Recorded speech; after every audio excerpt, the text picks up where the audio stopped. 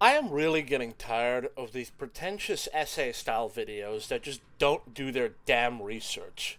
I especially hate it when it happens to Star Wars, as I have studied the topic so thoroughly now that I can objectively say that I understand it better than most people do.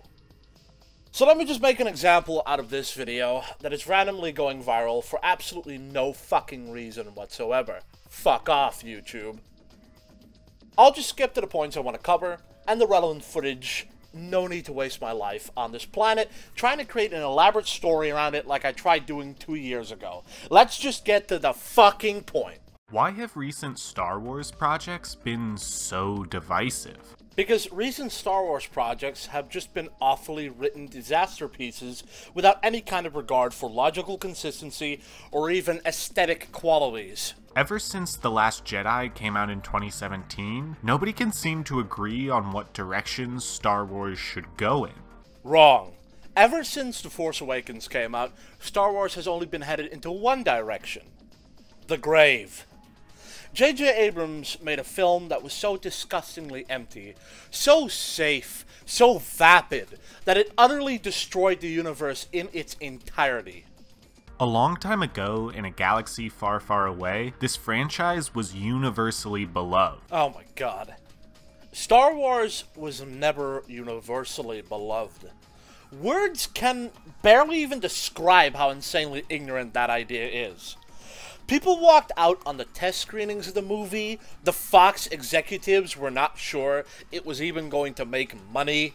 Many sci-fi authors hated it at the time because they thought it was a mockery of their genre. This is just factually inaccurate in any and all conceivable ways. I want to just stop the video right now and make it clear to anyone watching this that we're not even 18 seconds in, and this guy is already screwed up so bad, the whole premise of the video is already unworkable. I don't want to make blind assumptions about the creator of this video, but I wouldn't be surprised at all if this is just all his emotions without any real research on the topic. Just the statement alone that it was universally beloved is just so incredibly untrue on so many levels. I question whether this guy has the mind of a child. An assertion that is obviously not the case. He's just spitballing. Anyone on the internet can get a second-handed microphone and free editing software and just start saying random bullshit about topics he doesn't understand. Or she doesn't understand. Be wise, dear viewer. Guard your mind from lies and otherwise regurgitated idiocracy, including potentially my own. Now let's continue and tear the charade down. Now though, things aren't so simple. But are the movies and TV shows to be blamed? Or is something else causing this disturbance in the Force? It's a guy with a name that starts with 2 J's, working for a company with a name that starts with D. You know who. Phantom Menace and the subsequent films were major disappointments for those who grew up on the originals. But why was that? Fanboy stupidity. After everything I've surveyed on the topic, it's pretty obvious it was all just on the fans. I am not going to pretend the prequels are literally perfect movies, but no amount of technical flaws, like wooden acting or slightly dated CGI if you haven't purchased the Blu-ray version, can even begin to justify the downright reprehensible behavior of the so-called critical reception that the prequels got. But I think the biggest issue longtime fans had was with the overall direction. Which is why the hatred for the films is so incredibly retarded. The movie's direction was towards the OT. It was always heading towards their beloved childhood films. So naturally, their behavior is nonsensical. If, of course, you ignore the fact that these men were obviously just not acting logically, and were only thinking based on emotions. Episodes 1 through 3 took a much more childish approach to the storytelling. Episode 1, and only Episode 1, took a more child-friendly approach to the storytelling, as it was the beginning of the story. Thematically, it only makes complete sense.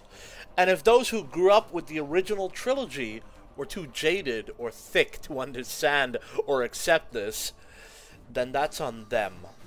And only on them. George started off child-friendly, and then gradually moved on to a darker and more mature-oriented story.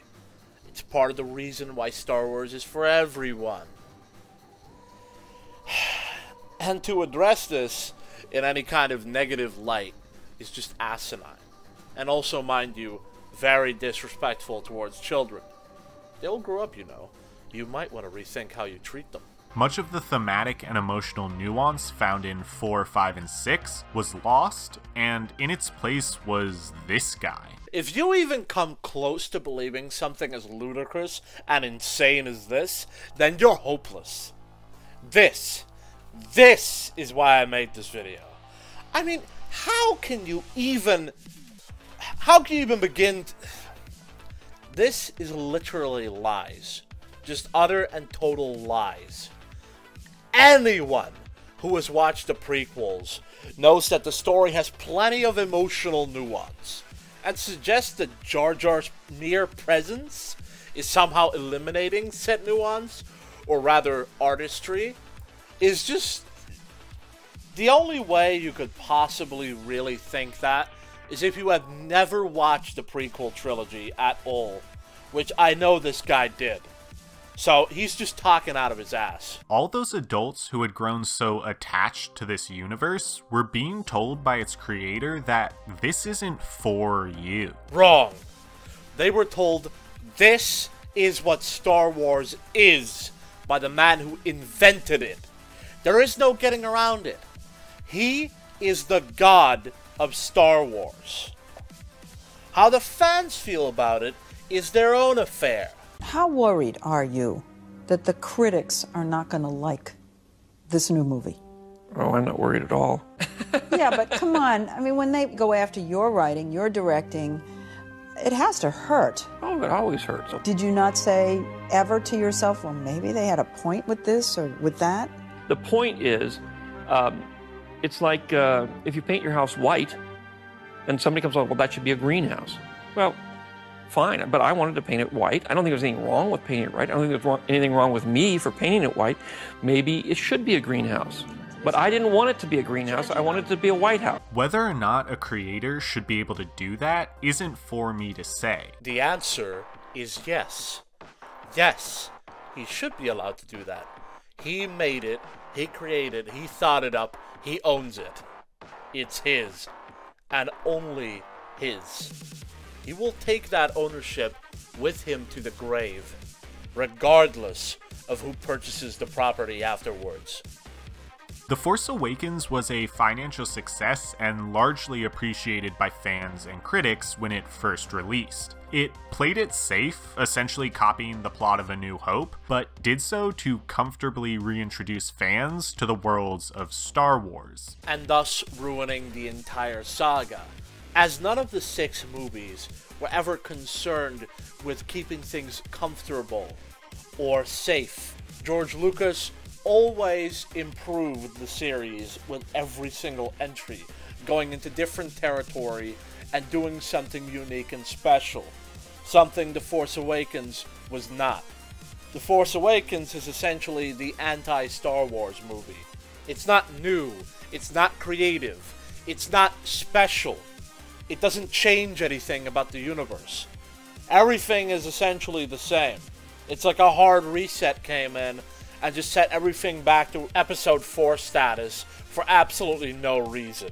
George Lucas was quoted as having said, "There's nothing new here," which tells any decent Star Wars fan all they need to know. J.J. Abrams introduced a plethora of fascinating concepts that could be explored in later films. While Episode 7 has received a fair bit of criticism retroactively, people didn't turn on Disney until they released Episode 8.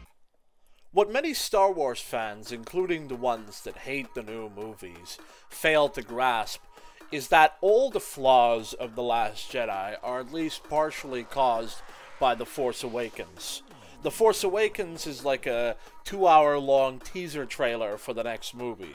It doesn't answer any questions. It sets up a lot of mystery boxes, but none that J.J. Abrams is ever going to answer. He leaves that job to whoever comes next. J.J. Abrams is essentially using the shitty TV show gimmick, where the showrunner tricks you into watching until the end, and then by the time you realize it was all bullshit, he's already won, because you already bought your tickets and have invested your time into it.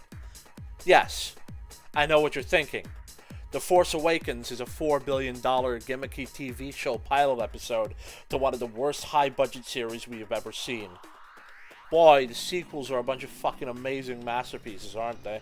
The Last Jedi, regardless of what you or I think of the film, undoubtedly created a rift among fans. Rian Johnson actively sought out ways to subvert audience expectations, and in doing so, displeased a great deal of people. You mean he utterly enraged a whole bunch of people? Let's not sugarcoat it, alright? Despite not being the main reason behind all the flaws in the sequel trilogy, The Last Jedi is often regarded as the worst of the three, mainly because it took the backlash from both films. The false setups from The Force Awakens that were never going to have a satisfying answer due to the mystery box mechanics of their storytelling, as well as Rian Johnson's general incompetence in making the movie. I could personally do a 10-hour-long video on The Last Jedi, pointing out all the endless amount of total fuck-ups in the movie, but unlike Mahler, I'm not insane. I know a car wreck is a car wreck. But hey, maybe I'll still do it anyways one day. I have plenty of crazy inside me as well. To many, this didn't feel like a Star Wars movie. They felt betrayed by the sudden shift of tone and direction. Sound familiar? No, not at all. I don't even need to write for this one. I can just tell you that it's not the fucking same. And I think the vast majority of the fan base would act that way. Even the original trilogy fans that really do hate the prequels are smart enough to admit that there's obviously a difference between the prequels and the sequels in terms of how they're viewed. I will still give you a chance, as I have not seen this part of the video yet, but this comparison is already inherently fucked. Much like the prequels, the film garnered a great many supporters as well. These fans, old and new, adored the bold changes made to the Star Wars formula. This, combined with the hyperbolic nature of discussion on the internet, meant that The Last Jedi is either the best or worst film in the franchise. Well, I suppose that's one thing you got right. It was certainly polarizing. But I'm not sure if I could honestly call the ones who like the sequels fans. Their subscription to those films is in large part due to their own political leanings, as the film is very pandering to those left of center, which is also why its subtext is about as deep as a puddle. Moving on. The Disney trilogy created a second great schism in the fan base for similar reasons to the prequels. All jokes aside, I think this is the main part where your video just fails. You misunderstand the situation. Yes, it's true that these films getting released in between insane amounts of times each is naturally going to lead to a disconnect between those who saw it at the beginning, middle, and end. But the bottom line essentially is that each era of Star Wars movies had its own fans and haters for entirely different reasons. The original trilogy was hated by sci-fi fans because they thought it was an abomination. A fantasy movie in modern times that was some weird, unholy mix in a genre they wanted to be serious and awesome, like Star Trek or Mass Effect. The prequels, on the other hand, were hated for essentially just not being what the people who grew up with the original movies wanted. I hate to say it because it sounds horribly biased, but despite the endless amount of videos trying to trash the prequels, none of the criticism I've seen actually sticks. It's just about all conjecture, nitpicking, gerrymandering, and endless 30-year-old whining, bitching, moaning, and crying about basic simple things that just make sense if you fucking think about it for a minute or 10. The sequels are the odd ones out here, where they are actually hated for good or at least justifiable reasons. Essentially, people like me hate them. People like me are the reasonable ones. When everyone shat on the prequels, I just sat there taking it all in, making up my own mind. And I did that at 15 years old. Despite the narrative being about as one-sided as possible, I was able to see beyond all the nitpicking and understand the movies I grew up loving weren't the worst things to have ever been made.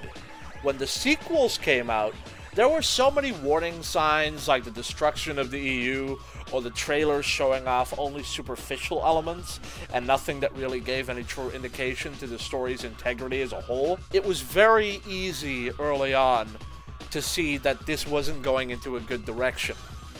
People who trash the sequels, I believe, for the most part, aren't doing it for such arbitrary reasons as not being proper sci-fi or it not being what they wanted.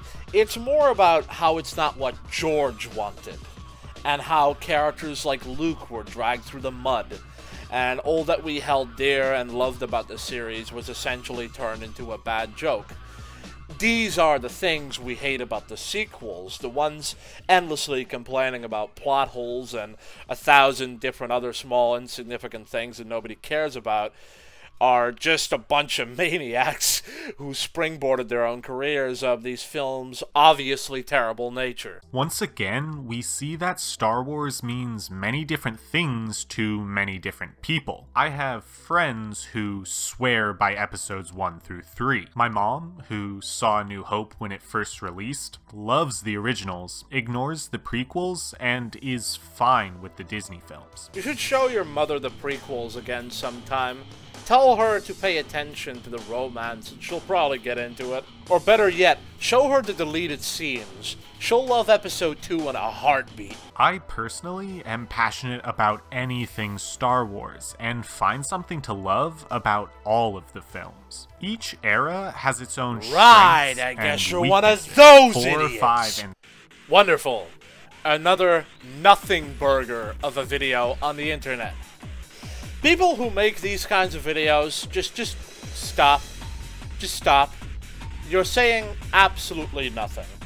You're just not saying anything at all. This entire video, I have suspected that the guy making it was just talking out of emotion, you know, like not using like logical reasoning to substantiate his points, and that right there proves without a shadow of a doubt that that just is the case. I see no need to continue any further on. I think I made my point. All I'll just say about anyone who likes to sit on the fence, as it were, is that having no standards is not an answer to whether anything is good or bad. The reason why the fan base is divided is because each series changed things almost entirely. That's one thing I'll give the people who hate the prequels. The prequels did completely change everything that the people who watched the OT could have imagined it would have been like. The sequels also changed things, but like I said, all those changes were, for one or another reason, objectively just for the worse. And even if we weren't to talk about it objectively and we just wanted to go with what happened as a more straightforward criticism, we don't get a reunion between Han, Luke, and Leia. We don't get a unique spectacle, truly unlike anything we ever saw. Unless you want to call copy and pasting ad nauseum new. We don't get serious new ship designs that aren't total cancer. We don't get satisfying conclusions, logical or illogical. We essentially get a bunch of bad copies of better movies, characters, and set pieces, with the numbers thrown around and some other minor changes. And are finally, ultimately presented with a vastly inferior version of the original trilogy. You can subjectively like these movies all you want, but to pretend like it's weird that people feel this way is just ignorant. If they didn't want to cause division among the fan base, they should have never made another movie after 4. No matter what happens, you will always get hate, even if it's just for being successful. I grew up with the prequels, but I also love the OT, because the OT is, will, and has always been great. If Disney would have done the smart thing and went with George Lucas's plans, or at least didn't try to play things safe, we could have at least had a decent sequel trilogy that would have been satisfactory to the majority of the entire fan base. However, as things stand, the reason why the fan base is divided, and will remain divided indefinitely, is because invariably each different sector of the fan base will never change their mind on their own particular positions, because they truly and absolutely believe that they are right. And I'm self-aware enough to admit that, as somebody who loves the prequels and watched them as a child, I will probably also never change my mind on these films. You know, perhaps there is something to be said about loving films you grew up with because you grew up with them. I mean, I think Matrix Reloaded and Revolutions are good. I think Terminator 3 is excellent. I think Hoodwinked and Planet 51 are great, although maybe that's just because the critics are insane about those films. But either way, I am for these films in large part because I have a sense of ownership in that around the time they were being made, I was a toddler. The only difference between me and the people who love the OT is that I am smart enough to recognize this fact, and am also intellectually honest enough to admit this and let others know so they can also freely make up their own mind. If you're confused as to why there is such a divide, then to be frank, you misunderstand human nature. And the wealth of information is out there. So I will make sure to provide some useful links in the description so all you guys can set yourselves free and be knowledgeable on Star Wars at last. Or at least less uninformed, for fuck's sake. Anyways, this is Replica Films, and I'll see you guys next time.